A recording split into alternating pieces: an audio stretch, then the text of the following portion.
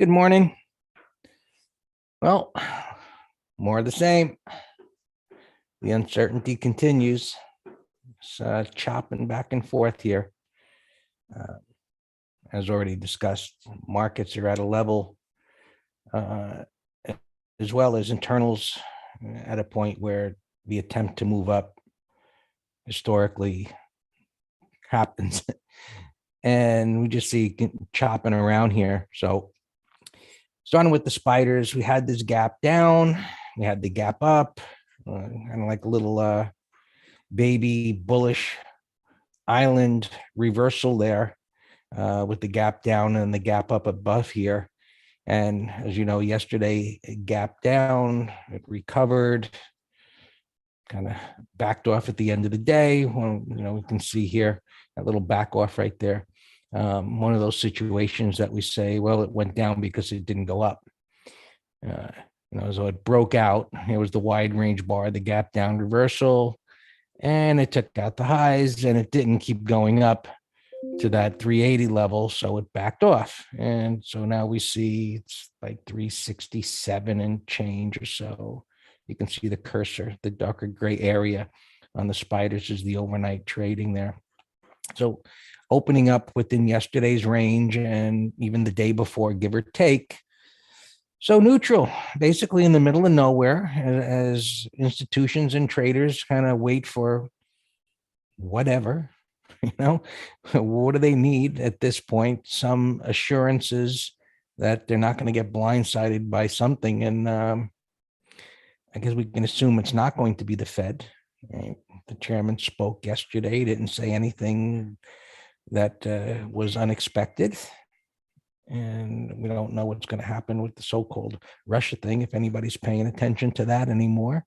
But what's going on with China, what's going on with inflation, and so on. So one of the things that we looked at earlier in the week was the fact that oil was coming down, interest rates were backing off a bit. So the inflation concern to somewhat is neutralized a little bit.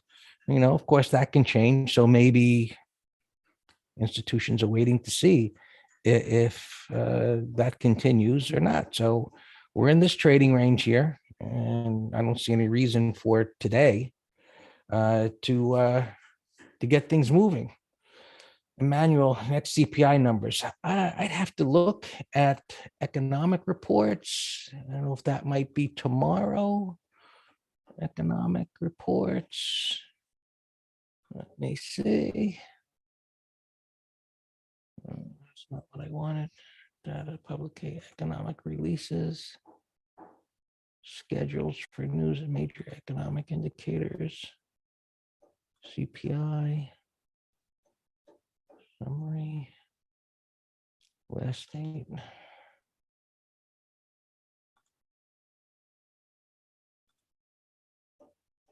Economic releases. Maybe the trigger for the next institutions. Maybe, it could be an unemployment report. So there's probably something tomorrow. Could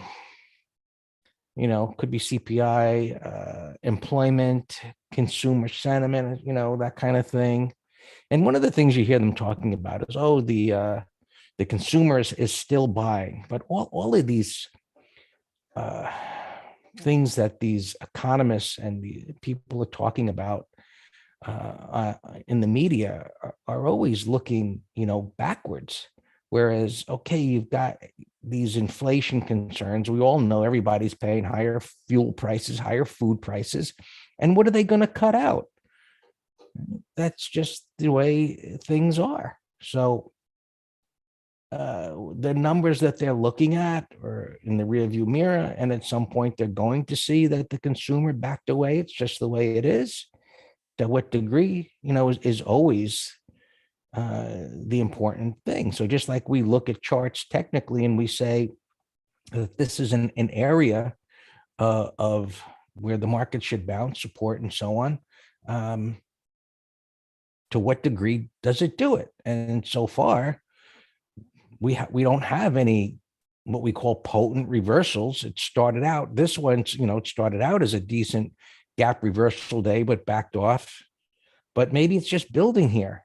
It's just building to where it can pop up against this longer term downtrend. Either way, the trend is down, right? The weekly trend is down. And, you know, we're just waiting to see if it can bounce a little, and time may run out as it did here.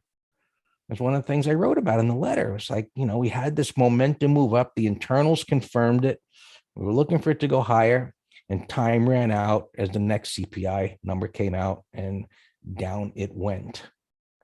Also, thank you, Fabio. Powell speaks again at 10 o'clock. So there's another level of uncertainty as to what might come out of his mouth. So we'll see. So today may be another go nowhere kind of a day, back and forth again. Right. So, all right.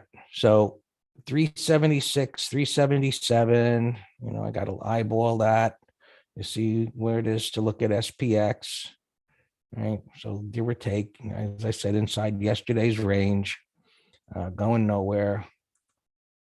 Futures, you can see. So this is a decent reversal, negating this big red bar, and it's going sideways at the top of that, at the top of this reversal. So you get complete bars because it's 24 hours, and it's going sideways. So just neutral here, and we're waiting to see if this thing can continue to move up. So far, it's holding up there under 3,800 at that prior pivot high, PH pivot high there. So far, it's holding well, doing nothing. So maybe it can pop up there, to the next level, which isn't that far away. So we don't have any voids until it clears. It clears here, and that is where things could potentially move up, to 4,000 or so. We shall see 39. And, different stopping points. And from there, look, if it does clear here as it moves up, whether you're looking at potentially the 20 MA, just like we look at a bar and we say, oh, how far did prices retrace into that bearish bar? Well, it'll be the same thing. If prices clear here, how far can they retrace into this bearish move down? And if it can, let's just assume it moves up to the 50 MA, it gets above 4,000, and we have a weekly reversal where prices, maybe next week, prices get up there, the trend will still be down. But common sense would then say, hey, the depth of retracement here is much larger than what we've seen in the past. And that might be supportive of, hey, if we can get a retest of this low, it may not go down to the next low. So the markets are always, a moving entity. And so we need tools that provide us with ways of interpreting that moving entity, right? Otherwise, we get stuck in the past, right? And that's what MTS is about, right? Somebody's asking, when shorting a ticker with a credit spread, is selling a call spread better than buying a put spread? Well, a call spread, Javier, basically you're neutral on the direction, meaning you just don't believe that prices will go up, right, above a certain level.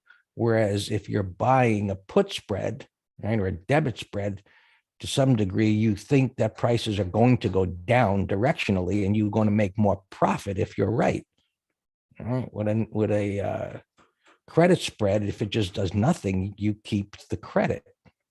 Right, with a debit spread, you'll make a lot more money, and you're looking to. So if you really thought it would go down, you would just short that ticker, right, or buy a put. But you're financing the put that you're buying with selling another one. Go read the chart of the week that I posted yesterday. It's on the site, and it gives us some insight into credit spreads there. Right? Simplicity. All right, so we see where the markets are at here. Right, SPX today, expiring today, and things are getting tighter. Right, as they get tighter, the premiums get tighter. So last I looked before I came on here, I was looking at 38.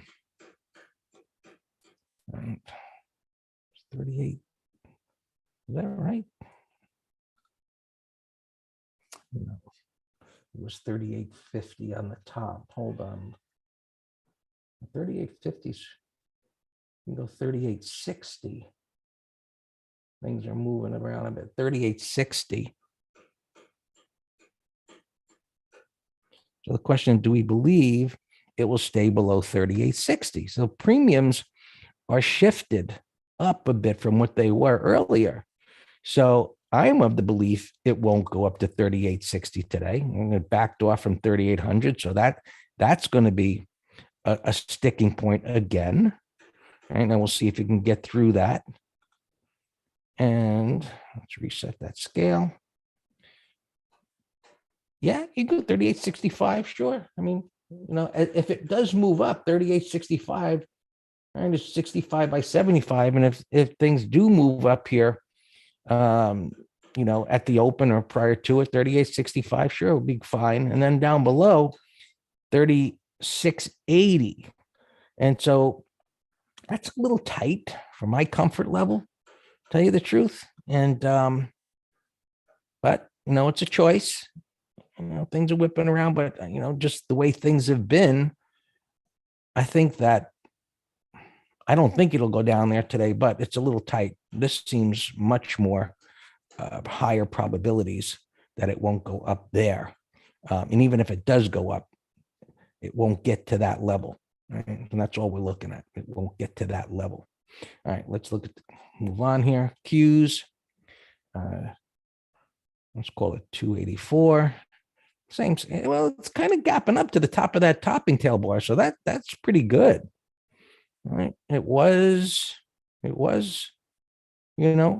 at that level. And if it can hang up there for, 20, 30 minutes or so, I think at that point, we have to believe if it takes out the high of the day that it could go up.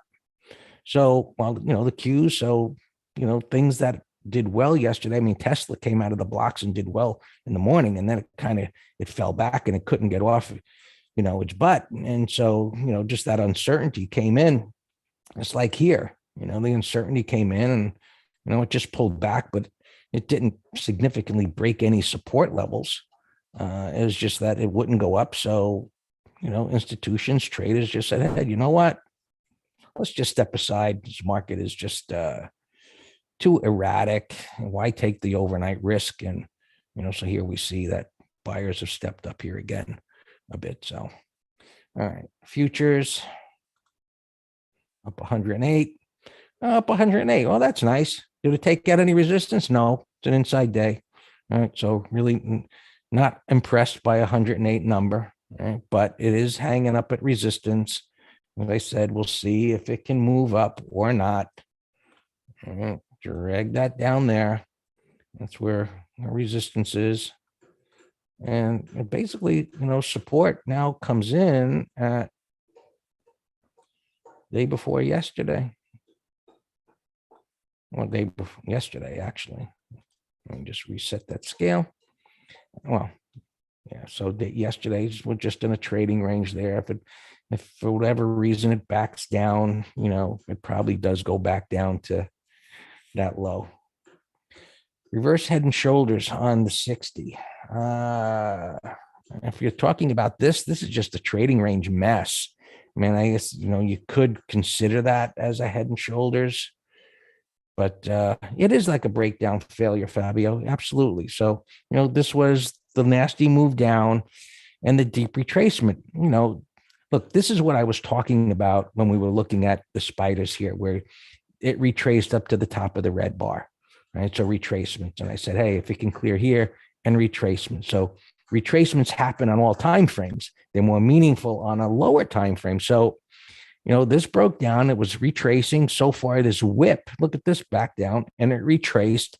And it's just getting tighter here up there, which is, suggesting that it's building this kind of support. So whether you want to call it a head and shoulders, whether you want to call it a breakdown failure, a downside shakeout, call it whatever you want. If you understand the price action, you know what it's communicating. And so at this point, It's just a trading range, and the trading range is getting tighter. And the question is, can it take out the top of the range and then go higher? Or does it just keep flip-flopping back and forth here? That's the unknown. And we know when we know, when it actually happens. Everybody can have an opinion as to whether it's going to happen, but you don't make any money with opinions until you can act on it. So look, it's just sideways here. YM. But look, with this kind of price action, one of the things I wrote about in the chart of the week last night is like, what's working in the market now? Credit spreads, because things are directionless. Now, is there premium or not? That's the other part. Just because it's directionless on whatever you're looking at, it doesn't mean there's premium there to take advantage of it, or there's liquidity. So it's an instrument that we use, a tradable trading instrument. And the factory work is now to go out there and find that premium. And when things aren't moving, it becomes more difficult. Right? So we start with price patterns and then check the options table for premium. And you're going out there mining for gold, and sometimes there's gold all over the place, and other times it's like fishing isn't catching, as they say. All right, same story here at the Russell. Coming up there, retracements at resistance. Now, Bitcoin, is time running out, right? Time ran out up here. And so, like this was a nasty move down, as you can see on the weekly time frame. And, the longer this goes sideways and creates what we call a 1, 2, 3 continuation pattern, right? That broke down from a consolidation. And now you've got an inside bar. A couple of times it peekabooed under 20,000 and it popped back up. So clearly it's being defended. But at some point, does it go down because it didn't go up? And it's got the opportunity to go up just like the market does. And as you can see on, the hourly chart, we see that trading range and a breakout failure and a deep retracement. So this is kind of the fly in the ointment of the case of, hey, I think the markets can go up because of what I said versus, hey, Bitcoin, if this starts plunging under 20,000, I don't believe the markets are going to go up. They may go sideways, but this could get real ugly. And it does have an influence on the broader markets. Keep an eye on it. So here we got crude oil had this big drop recently. So, double top as it comes to support. Buyers need to defend that. So this is part of the uncertainty. Okay, it pulled back, but it's been strong as hell. The buyer is going to step up here near the prior low and push it back up. The 5-year pulling back to support.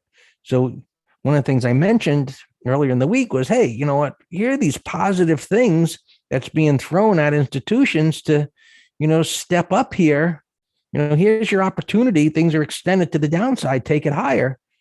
And, these opportunities are being put out there. And if they don't take an effect soon, well, then it becomes questionable. Now, whether the markets can actually, pop up from here. So as this pulls back to support, just like anything else, buyers are going to begin to step up. It isn't an uptrend. So if it does plunge down, you can see the momentum slowed. High to high got closer together. The deeper it retraces, the better it will be. But we're just waiting. We're waiting. This is why the markets are so indecisive here. Right? Transports, flip-flopping, doing nothing. You got the message here, everything that's going on. I really can't add much more to it other than waiting to see if prices are going to break one way or another and look at these intermarket relationships to see if they give us guidance intraday or tomorrow or next week. To you, Dan.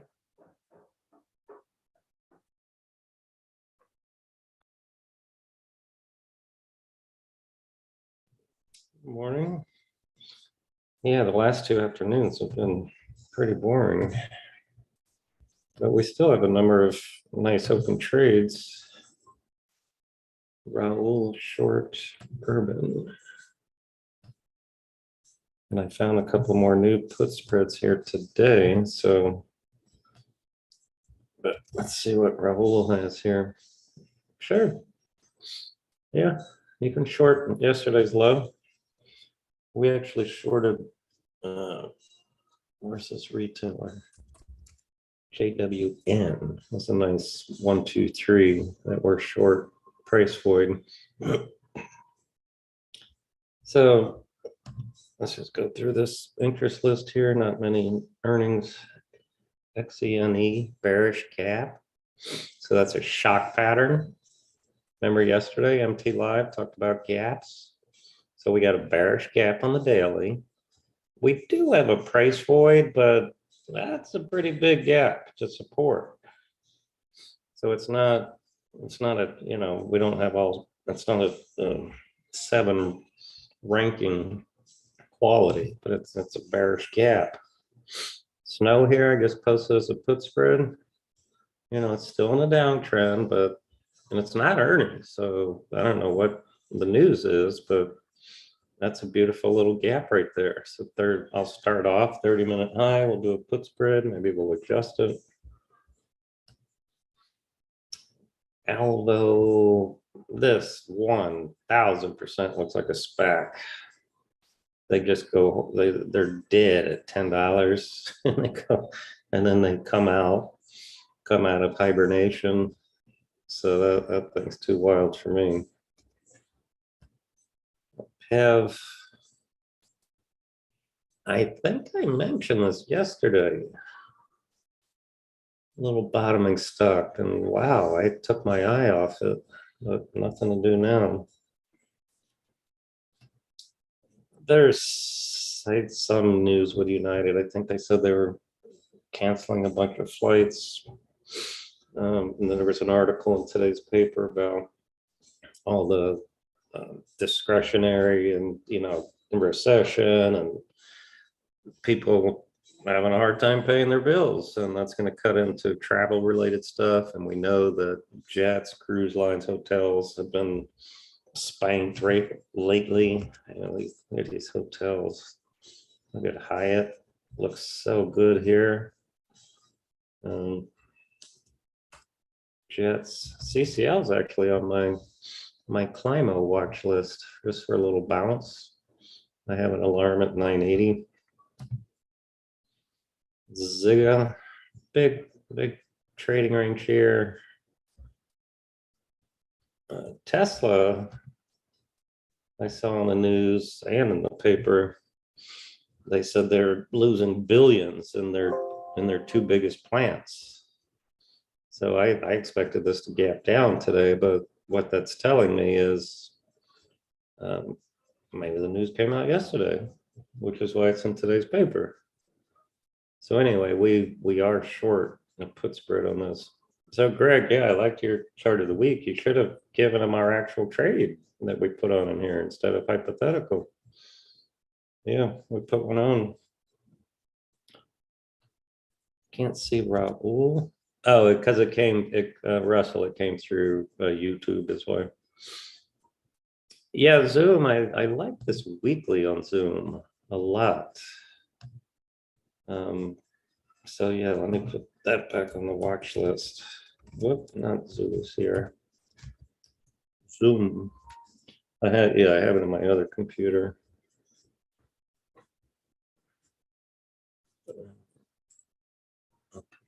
Thumbnail. But the weekly looks fantastic. Oh, I had it right here for some reason. Expedia, says so travel. Goldman came out, had some negative comments on Expedia here and booking the lower EPA estimates, which is exactly what's going to happen with higher interest rates, higher inflation. They're going to get profit squeezes. And so they just came out and said the obvious. ACN, I don't know what's up with this, but a bearish gap. gap to support though. Keep an eye on it. Full. This would have been a climb over yesterday's high. Gapping down, but if it can negate the gap and take out yesterday's high, then it has a big old price void. So what do I think the odds of it doing that are? Low, but let the computer flag it for you. I'm gonna set an alarm at 61.75. If we can get that far, then that would be very bullish. Oxy, I think this is one of those things. Buffett came out and said he's been accumulating it. At least the timing of this one is with a more bullish oversold pattern instead of these idiots bidding something up after it's up 10 bars in a row. SCS, I saw one print up here, 1077. If it does open up there, then that's a long watch as a Climo. LI, I think had some deliveries. This is an EV stock. This was been on my list way back here, and I just never got us a good entry. But now it's getting climactic. Look, far from the 20. That looks like a call spread soon. KBH had earnings. I posted that as a put spread. They don't have weeklies, so I just said, hey, just do it. I already put an order out, the 2520s. I put an order out for 75 cents. I'm not, they aren't open yet because the quotes aren't adjusting. But I'll just leave my order there. Chewy here, up alarm. We're already in a put spread, or naked puts rather. And I gave it as a new trade for next week.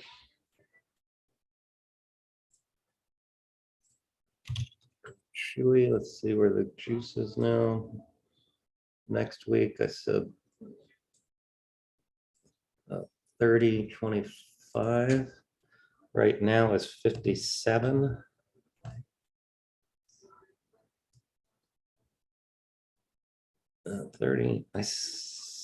Okay, it's 55, and I said do 60. So Chewy's a go. You don't have to wait 5 minutes.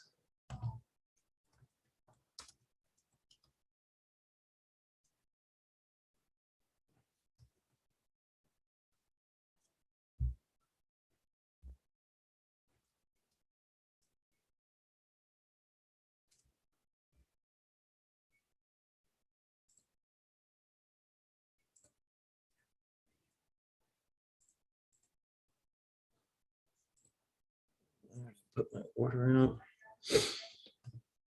All right, snow coming in. That's good. That's good.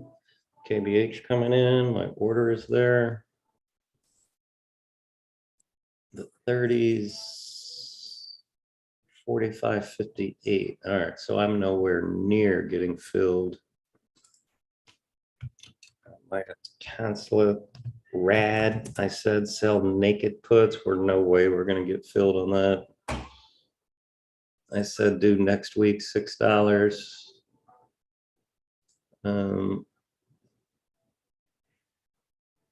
Wait, this makes no sense.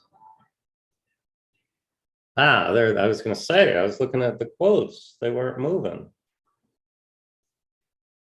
And now the bids just dropped to 0. All right, and the crazy spread, $7, 5 cents by 45.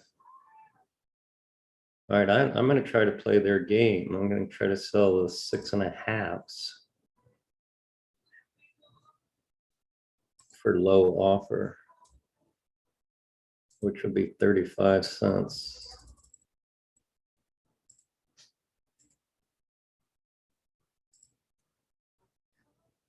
All right, so we're not going to get filled on that. SCS, well,